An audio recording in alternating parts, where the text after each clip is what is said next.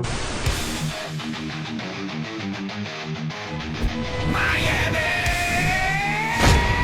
To mission control, we have liftoff.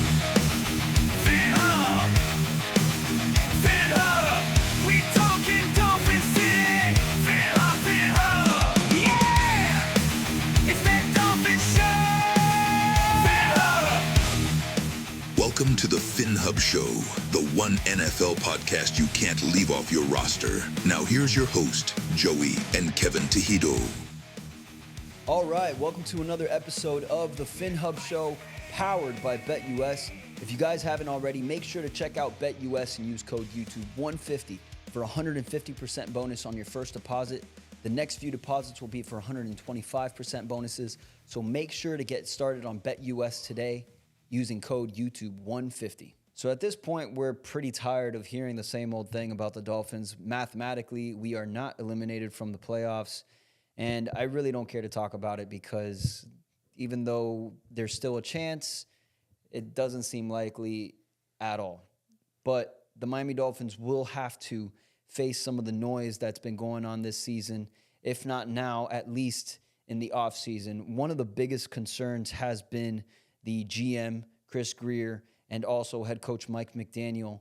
And a lot of people have had some interesting things to say about both of them. I think one thing that most people can agree on is that Chris Grier, our general manager, is going to need to go. He's been in the organization for over 20 years at this point. So things need to change, and I think it's going to start with him. Mike McDaniel was also recently asked about that, and here's what he had to say. I know you've got a game coming up with things not going the way you planned this season. Have you thought about your future? Have you thought about Chris Grier's future, whether you'll be here next season? Does that concern you at all right now? No, I think I'm very comfortable with the realities of the realities within the profession that I've chose. Like, I think the alternative would be to feel entitled. I think it's very much like I don't take for granted getting a team prepared for this week's opponent and this day and those opportunities. And I think you'd ultimately, you know what it is when you sign up for it. And I'm not worried about that in the slightest. I think that would be absolutely selfish and something that I, if I'm worried about that, I'm definitely not worried about the things that I have to offer the players that are playing in a professional football game. So, I think the season hasn't gone the way anybody necessarily had wanted, but that, how often do we say that in life in general? I think my job is not to predict and expect. My job is to adjust and ultimately, if you're gonna fall short in certain ways, then what you do is you make those reasons for improvement as you move forward. But we have enough to worry about with the San Francisco 49ers, and I don't take that lightly. And neither does our team, which is what I expected to walk into today. You never know. But I certainly was met with that type of focus and energy from the football team, which means that the guys are who I thought they were, and that's where our sole focus is. So yeah, Mike McDaniel talks about that, and I don't know. I don't know if that's going to be the direction that the Miami Dolphins go. They just re-signed him this offseason for a few more years, and not that means much. They can still make a change, but for whatever it's worth, that is the history on Mike McDaniel. Do you think the Miami Dolphins should go in another direction, or do we give Mike McDaniel another year and reevaluate this situation in 2026? So I'm going to answer your question with a question. Okay. Do you think that Mike McDaniel has done enough to give him one more chance, like one more year, you know what I'm saying, through his tenure? Or do you think it's already a done deal and, hey, we just got to get rid of this guy? He's not an NFL coach, and he's not, at least not the coach that we're looking for. Well, I think It's a tough question to answer, right off the bat. These are difficult things to go through as an organization. So any GM job is going to be a really tough one. And when you have to make a decision on Mike McDaniel, there's a few things to consider. He's done a great job with the offense. His play calling has been suspect. I love how he was able to reinvigorate Tua and bring him this confidence. I thought that was amazing. Unfortunately, though, it hasn't translated into wins in big games. I think he's had a hard time holding players accountable.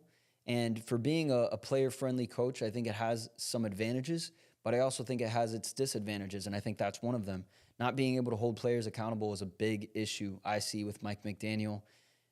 He's supposed to be this run game coordinator that's been one of our worst problems this year. And I don't know if I can blame that completely on Mike McDaniel because Chris Grier was here before him. And I think a lot of those guys that Mike McDaniel inherited were from Chris Grier, and Mike McDaniel just had to make it work. Mm-hmm. So I'm a mixed bag here. I guess I don't care if the Dolphins go either way. It would be nice to see a change, but then again, I could also see the Dolphins giving him another year and maybe working on that offensive line. All right, so where I stand with Mike McDaniel is I think he's done enough.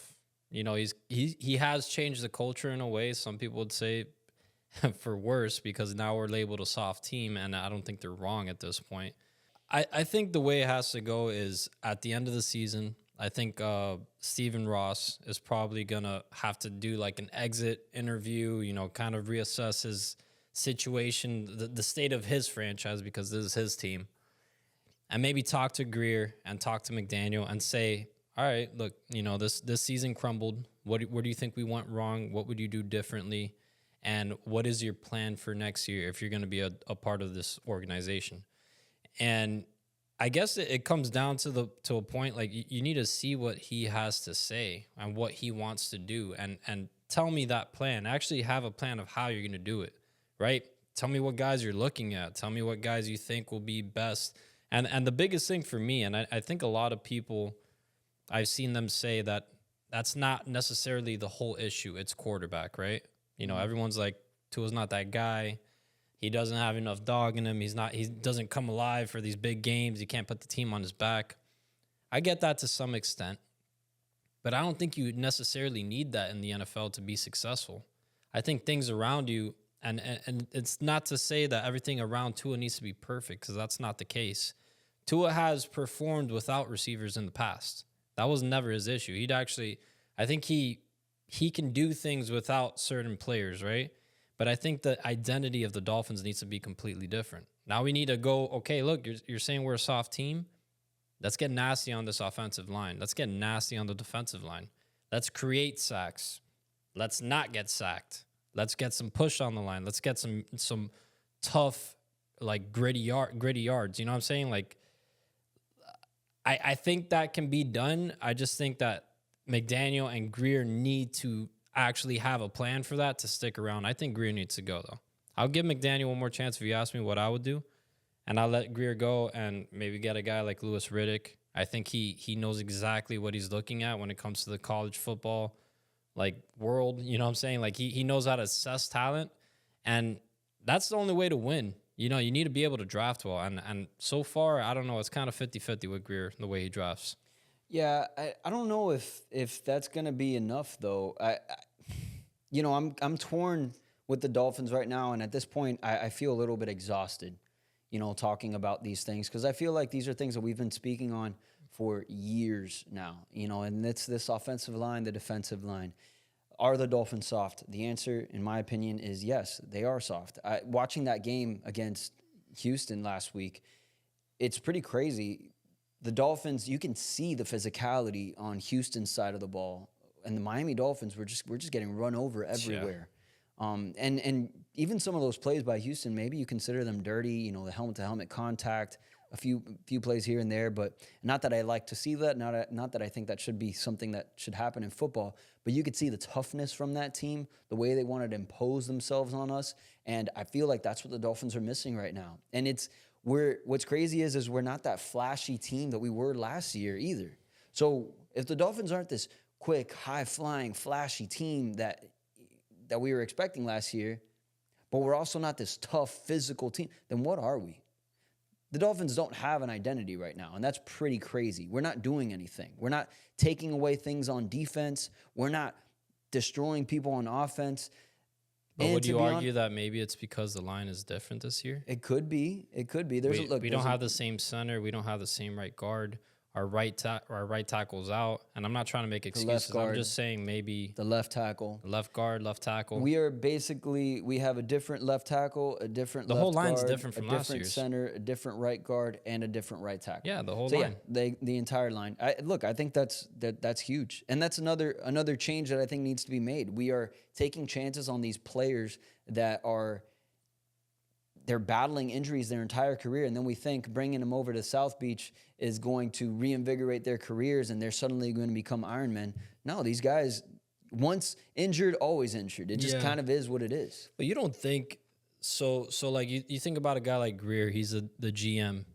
You don't think that he whiffs so much on the offensive line? Bro, you spend money in the offseason. You guys go out there and get top free agents, right? Why don't you spend it on the line? Why don't you go like these guys are going to go out. They're going to get drafted from other teams. Those teams know how to assess the offensive line. They know how to draft talented players. Dig into that. Open up the checkbook for that. Don't get like stupid. I mean, not stupid signings, but like guys that we really don't need on this team. I think the Dolphins tried to outsmart the rest of the NFL. The NFL builds from the trenches on out.